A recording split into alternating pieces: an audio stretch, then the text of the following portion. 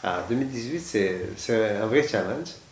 D'ailleurs, on a touché un chiffre qu'on n'a jamais touché depuis la création en matière de chiffre d'affaires.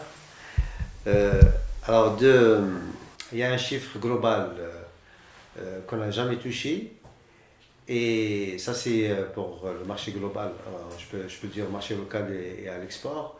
Donc, cette année, on a touché 10 milliards de dinars comme chiffre d'affaires. Et aussi, c'est la première fois, c'est normal, on est récent dans la partie export.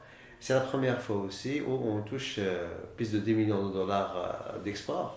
Ça, c'est aussi, je peux dire, quelque chose d'assez extraordinaire pour nous et pour tout le monde, hein.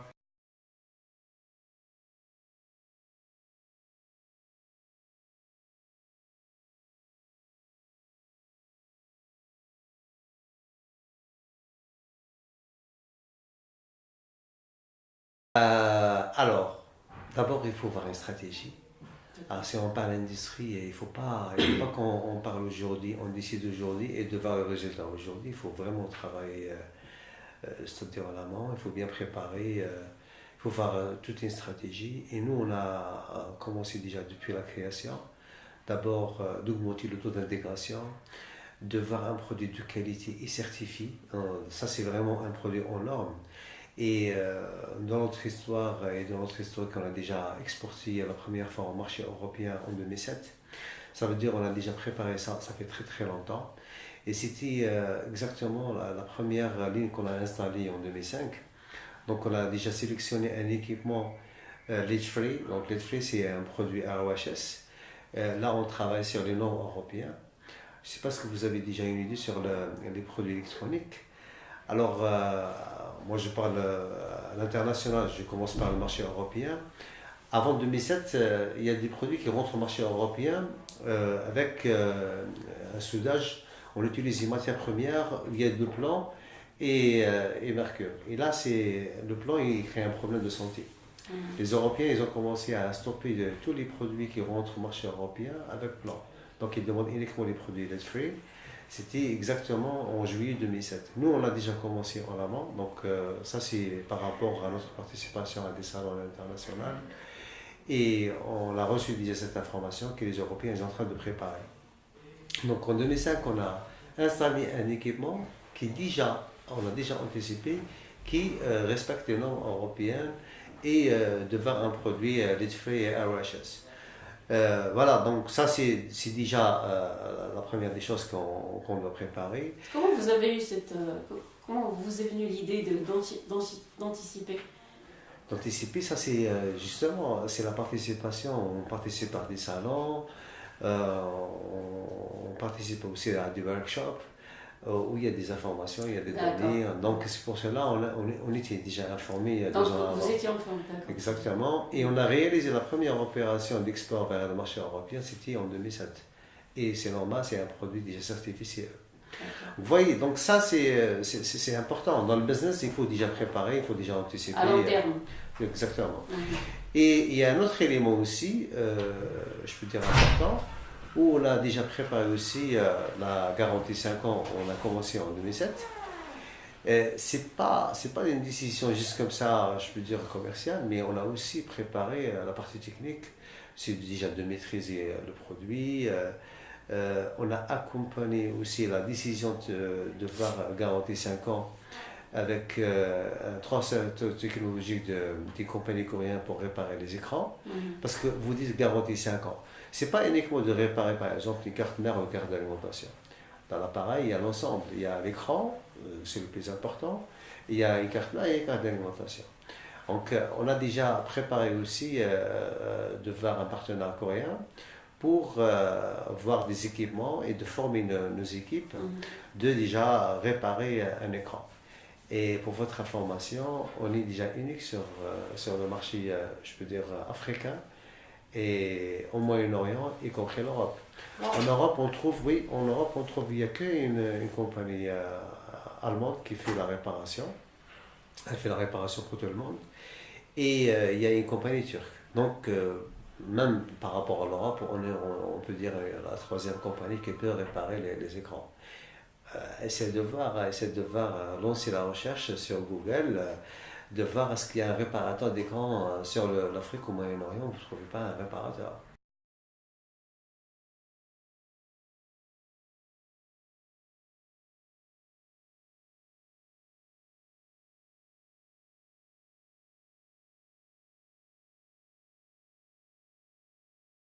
Alors, le marché local, on répète à nouveau, dans cette industrie, pour nous, le marché algérien, c'est un marché quand même, plus ou moins, oui, c'est un marché important. Mais ce n'est pas le plus important, parce que nous, on travaille beaucoup plus à l'international. Alors, pour augmenter le taux d'intégration à 75%, on ne peut pas travailler uniquement sur un marché qui supporte plus ou moins, je peux dire la partie TV, 1,5 million, max 1,8 million. Madame, on a besoin d'un marché comme le marché allemand, c'est 12 millions de pièces par an. Ça, c'est un marché intéressant. On est en train de travailler sur le marché espagnol qui supporte 3 millions de TV par an. On est en train de travailler sur le marché italien qui supporte 4,5 millions de TV par an. Wow. Donc vous voyez, ça c'est des marchés qu'on peut développer. Et tout ça pour préparer à aller vers le marché africain. Alors vous me dites, c'est un peu bizarre. Il faut commencer par l'Afrique pour le marché européen. Non. Nous, on a commencé par le marché le plus difficile, le plus compliqué, le marché européen. Il y a, je peux dire, c'est vraiment dur de voir votre place parce qu'il y a un facteur déjà de qualité, il y a le facteur de certification de voir un produit certifié, oui. Il y a aussi le service, il faut voir aussi le service, il faut bien accompagner votre produit avec le service. Et aussi de voir un produit accepté par le consommateur. Nous, on a tout ça, tous les obstacles, on a déjà éliminés depuis 2015. Et on est stable depuis 2015, ça fait déjà 4 ans. On a déjà un service après-vente en Espagne, au Portugal, et bientôt à Milan, en principe, si tout va bien, Inch'Allah, au mois de février. Donc, tout ça pour aller vers le marché africain. Si demain, on commence à approcher le marché africain, n'oubliez pas, l'Africain, c'est comme nous. Il n'accepte pas rapidement un produit fabriqué en Afrique. Oui. Vous êtes d'accord? Donc, si demain on communique, on fait, je peux dire, un petit spot, on dit, voilà, ce produit il est déjà consommé par les Européens. Automatiquement, on est en train de créer la confiance. Le consommateur il dit, ah, mais c'est un produit déjà certifié, c'est un produit compétitif, c'est un produit de qualité, et l'entreprise, elle maîtrise la partie service. Donc c'était une stratégie de Gomard pour avoir finalement le marché algérien et africain en général.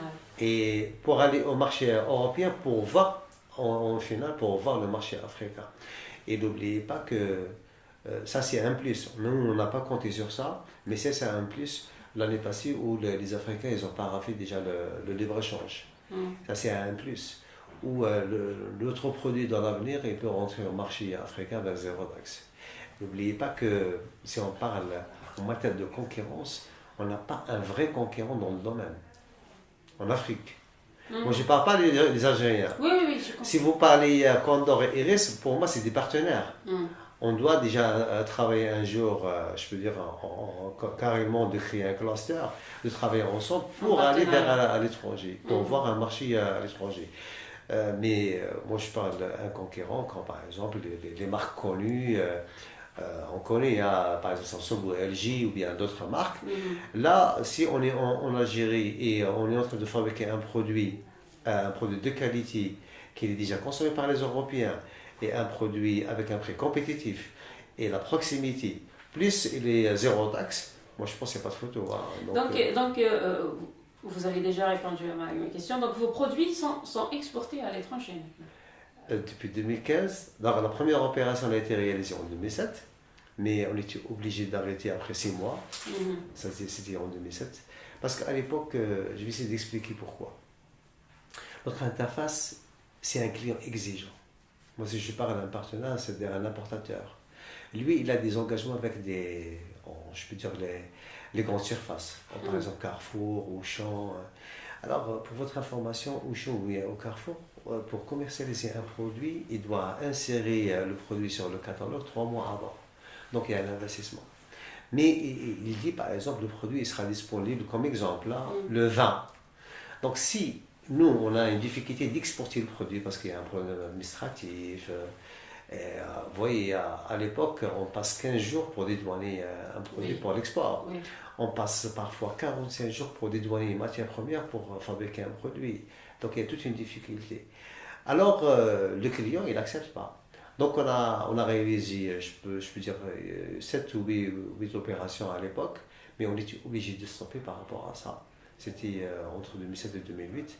Mais on a repris l'export une fois le gouvernement il a poussé la douane de voir plus d'ouverture, où on a déjà l'opérateur économique. Depuis déjà 2011, on est déjà opérateur économique. Et là, il a donné, je peux dire, un souffle à nouveau pour reprendre l'exportation. Et on a signé un contrat en 2015 de 50 millions de dollars. Aujourd'hui, on est en train de parler un chiffre d'affaires de 10 millions de dollars pour 2018. On a créé déjà 2 services après-vente, le 3e il est en cours. Moi, je pense de là, on est en train de plus ou moins petit à petit aller à l'international.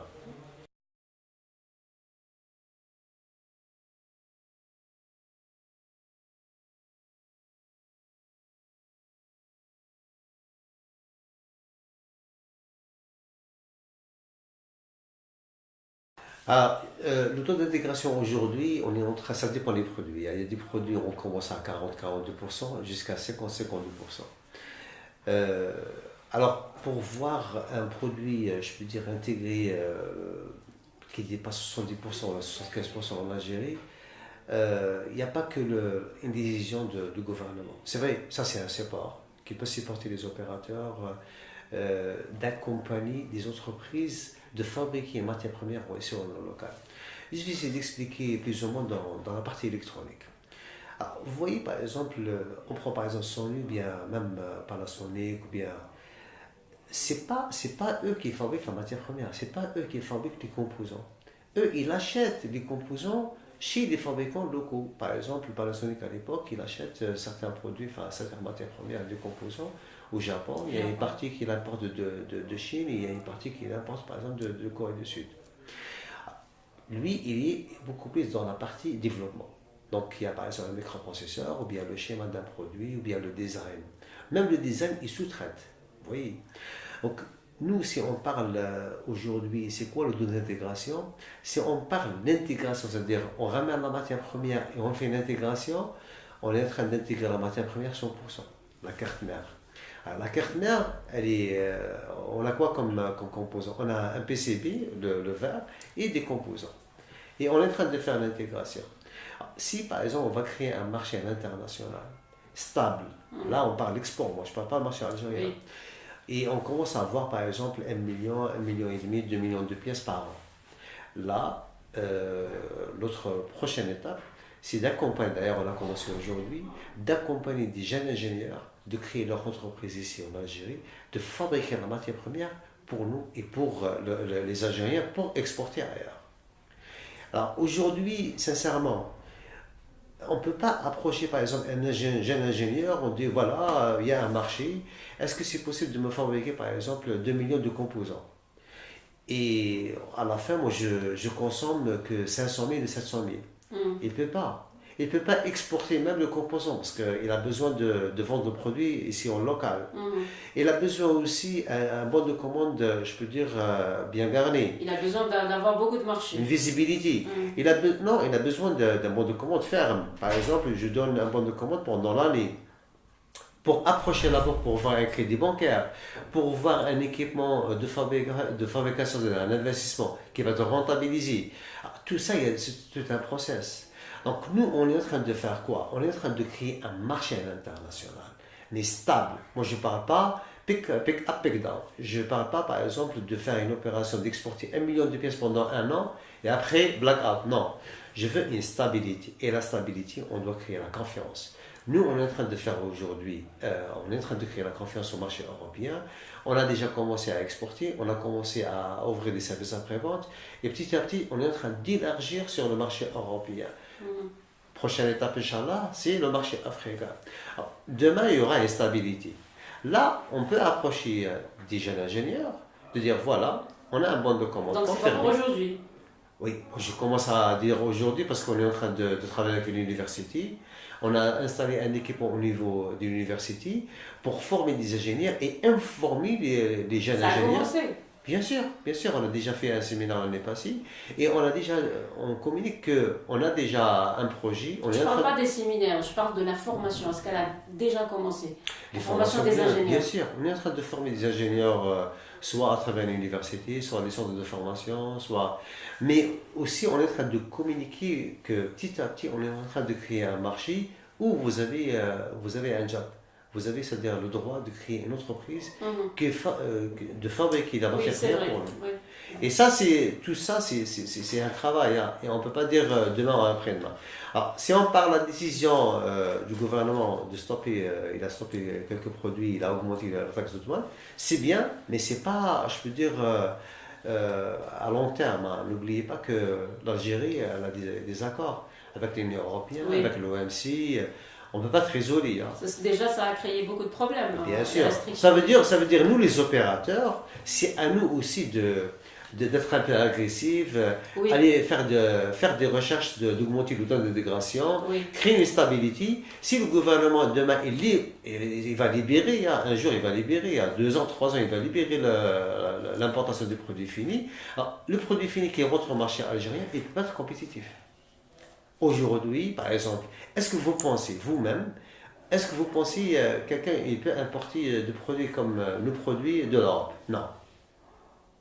Est-ce que vous pensez qu'il y a quelqu'un qui peut acheter un produit en Europe pour vous vendre sur le marché algérien? Moi, je peux dire c'est non. Parce que nous, on est déjà de vendre le produit sur le marché C'est-à-dire? européen. Ça veut dire qu'il n'est pas compétitif. Il achète de Samsung, par exemple, de l'Espagne pour vendre au marché algérien, il ne peut pas. Parce que dès le départ, il va calculer, il trouve que. Ça va lui coûter cher ou bien? Bien sûr. D'accord. Bien sûr, parce qu'on est plus compétitif comme par exemple par rapport au Samsung qui est vendu au marché espagnol. Moi, je vous donne juste un exemple là. Je vous donne un exemple d'un produit, un produit vraiment, je peux dire, moyen. Là, c'est comme un produit de stream à l'international. Moi, je parle pas de Sony ou bien d'une marque comme nous, hein. Et depuis, chaque nos produits à 10 à 15%. Ça, c'est sur le marché espagnol et portugais, y compris le marché italien. L'exemple, c'est on a déjà réalisé 10 millions de dollars de chiffre d'affaires. Le chiffre d'affaires, ça veut dire quoi? Ça veut dire que c'est un produit déjà vendu. Oui. Un, deux, on a commencé en 2015. Aujourd'hui, on est en 2019. Ça fait presque 3 ans et quelques qu'on est en train de commercialiser le produit avec une stabilité. L'importateur, enfin notre partenaire qui est en train d'importer nos produits, il y a des opérations régulières. Vous pouvez même voir avec la douane. Il y a chaque mois, il y a des conteneurs qui sortent de Beaumont vers le marché européen. Ça veut dire qu'il y a une stabilité. Oui, oui. Bon, Je crois. moi je parle à une stratégie et je peux dire, on est en train d'augmenter le taux d'intégration.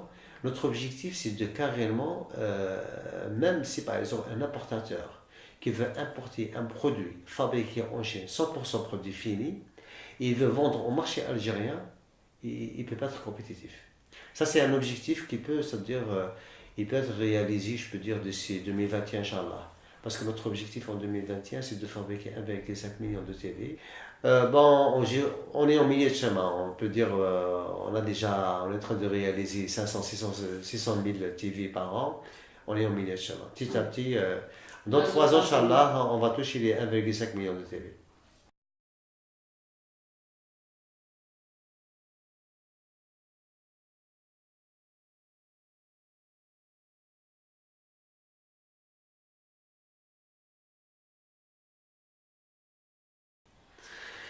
Ouais, normalement, si on parle de la fabrication, bien, aujourd'hui on est en train de parler beaucoup plus d'assemblage dans la partie smartphone. Sincèrement, je crois pas quelqu'un qui dit je suis en train d'assembler un smartphone dans un environnement, je peux dire comme ça, ouvert, open, sans voir une salle blanche.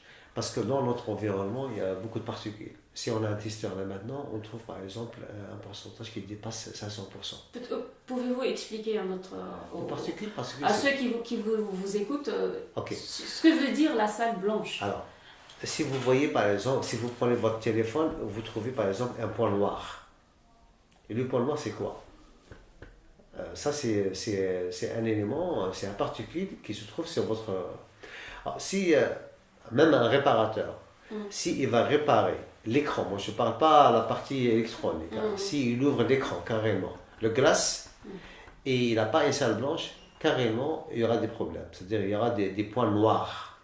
Et vous ne pouvez pas utiliser votre smartphone. Par exemple, vous avez 10 lettres, au lieu de voir le A, il est caché par un point noir. Donc on ne peut pas utiliser un appareil comme ça. Mais si on a une salle blanche, ça veut dire que c'est clean. Qui veut dire? La salle blanche, ça veut dire un environnement clean. On trouve par exemple 0 particules. Au lieu de voir 500 particules. Dans l'environnement comme ça, simple, alors, je peux dire open, il y a 500 particules. Mais une salle blanche, c'est 0 particules. Et 0 particules, ça veut dire qu'il n'y a pas de particules sur l'écran. Et c'est difficile d'avoir ce genre de salle? Un investissement. D'accord. Un investissement, à savoir, est-ce qu'on a une stratégie de rentabiliser l'investissement? Si on a une stratégie, ça veut dire on est prêt d'augmenter le taux d'intégration, ça veut dire on a une stratégie d'exporter le produit, on a une stratégie de développer le produit, il y a tout un process. Mais si on fait le fast-food, donc le fast-food, on essaie de faire juste un équipement, je peux dire limité, de faire un produit, de vendre rapidement et on n'a pas besoin d'une cuisine bien équipée avec des équipements et tout.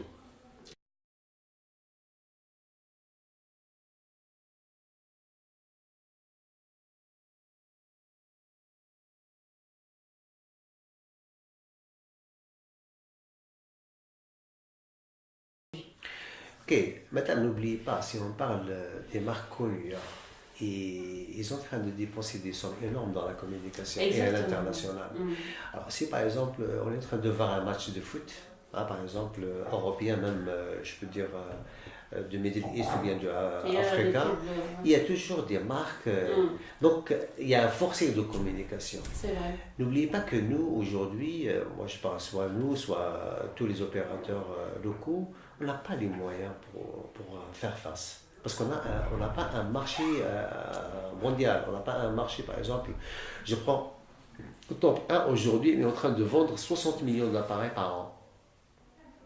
Est-ce que vous pouvez voir juste un exemple là?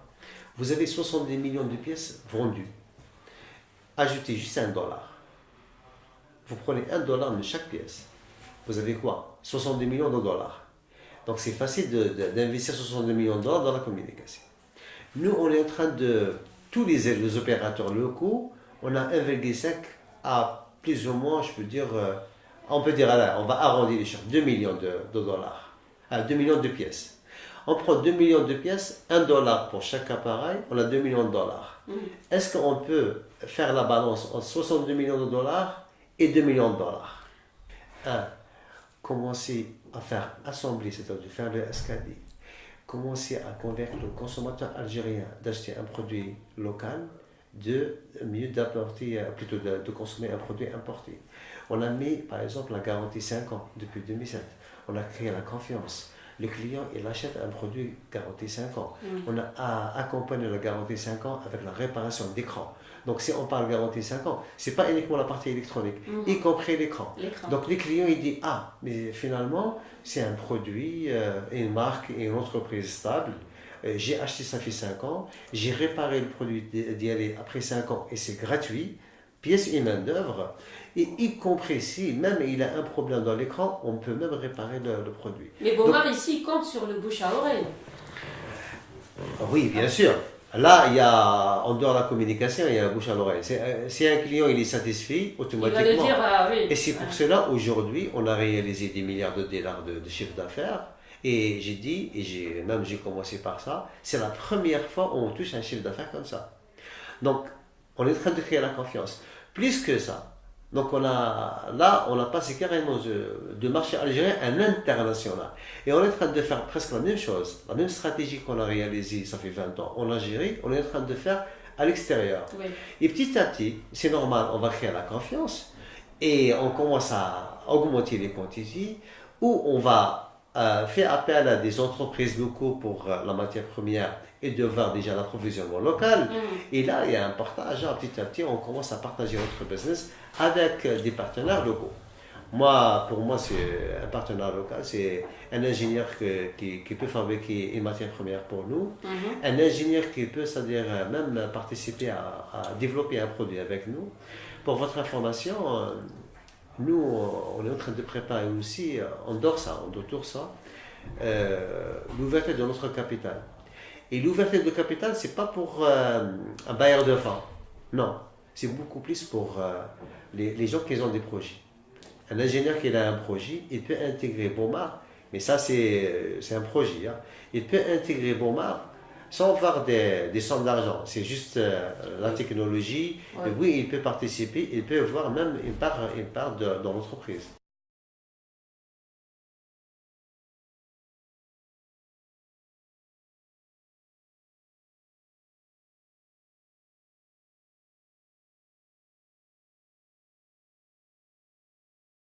Sincèrement, si on parle de crise, il y a tous les 40 millions d'habitants algériens et ils doivent penser qu'il y a une crise et on doit participer de sortir de cette crise. C'est-à-dire, il faut gérer déjà la consommation, il ne faut pas gaspiller, et il faut trouver aussi dans le domaine de l'industrie, on doit aussi penser à exporter, on doit penser à avoir un produit compétitif, on doit travailler sur un produit certifié. Il y a tout ça, c'est-à-dire on est tous impliqués, c'est pas uniquement le gouvernement, Oui. c'est pas uniquement je peux dire d'autres institutions, mais tout le monde, on est tous impliqués. On est tous impliqués, c'est-à-dire même nous les consommateurs, on doit aussi être là, de participer et de sortir de cette crise. Il faut qu'on change cette mentalité de travail uniquement, enfin de penser uniquement au pétrole. C'est fini, pétrole c'est fini. Il faut qu'on commence à avoir du maintenant, à partir d'aujourd'hui, de dire allez voir, à participer, de voir d'autres solutions en dehors du pétrole.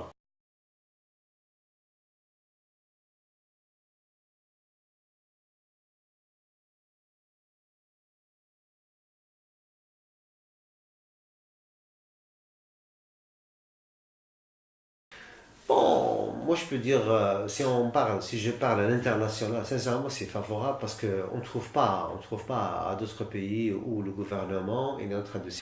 Bon, moi je peux dire, si je parle à l'international, sincèrement c'est favorable parce qu'on ne trouve pas à d'autres pays où le gouvernement est en train de supporter des sociétés pour fabriquer des produits et exporter ailleurs. Il y a quand même la main-d'œuvre qui est moins chère et l'énergie moins chère. On peut voir aussi, par exemple, un terrain pour construire une usine et de faire des affaires. Moi, je pense que si on a une vision, moi, je pense qu'on doit profiter de l'occasion, autant qu'il y a cette opportunité. Et je peux dire aussi une stratégie de notre gouvernement de garder plus ou moins l'investissement pour les Algériens. C'est vrai que moi je suis aussi pour une ouverture, parce qu'on a besoin de faire un mixage, hein. On a besoin des sociétés qui ont un savoir-faire, qui ont assez d'expérience, et d'accompagner par exemple l'énergie qui se trouve ici en Algérie. L'opportunité aussi, n'oubliez pas qu'on est à côté de l'Europe, on est même sur le continent africain. On n'est pas loin aussi de Middle East, on n'est pas loin aussi d'autres marchés comme par exemple l'Amérique du Sud. Moi je pense qu'on a des opportunités, c'est à nous aussi. Moi je reviens toujours à nous, est-ce qu'on a la volonté de faire des choses?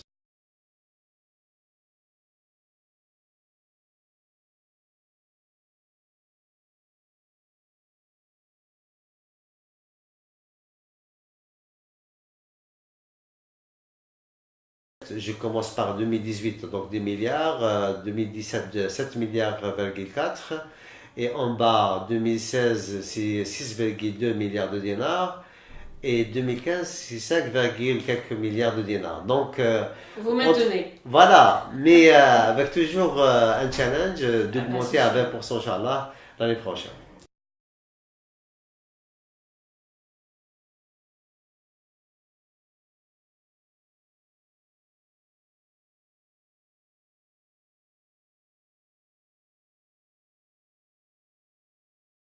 Alors, d'abord, en dehors enfin, pour l'activité actuelle, c'est clair. On veut augmenter notre taux d'intégration à 75%. Il est à combien en de- ce moment? On est plus ou moins, ça dépend des modèles, mais entre 42 jusqu'à 50-52. Très bien. Alors, d'augmenter le taux d'intégration à 75%, de fabriquer 1,5 million de TV et exporter plus de 60%. Un autre objectif, c'est aussi toucher d'autres industries, toujours dans l'électronique, par exemple dans le mécanique, de toucher l'automobile. On a déjà fabriqué des cartes électroniques pour CETAN, pour les tramways et les métros. On était certifié déjà par Alstom. Donc ça c'est aussi, je peux dire, une activité à côté, parce que nous on est uniquement dans l'électronique, donc on veut toucher d'autres produits électroniques dans certains domaines comme l'automobile, l'énergie renouvelable, l'aérospatiale. Et là, si on parle sincèrement l'aérospatiale et l'aéronautique, c'est une marge bénéficiaire qui dépasse 400%, 500%. Ça, je peux dire, c'est un objectif final. Mais on est en train de faire tout un travail. On a commencé par les produits, je peux dire, basiques. Si on parle TV, smartphone, c'est des produits basiques. Pour aller vers l'énergie renouvelable, pour aller aussi l'aéronautique et l'aérospatiale.